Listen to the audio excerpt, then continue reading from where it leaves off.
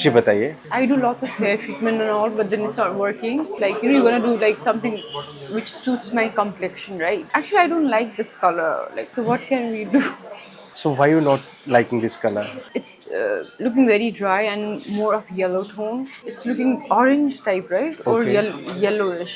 So That's, basically you don't like a yellow tone and orange. yeah. So you're looking something in brown family in the ash family.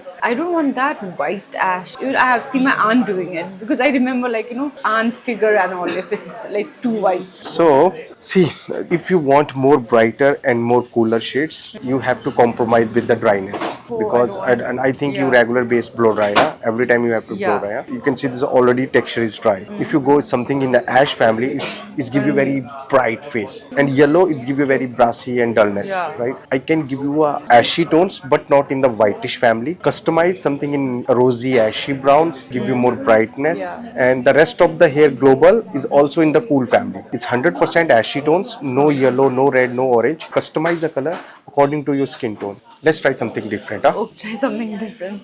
Okay. Can we start? Yes.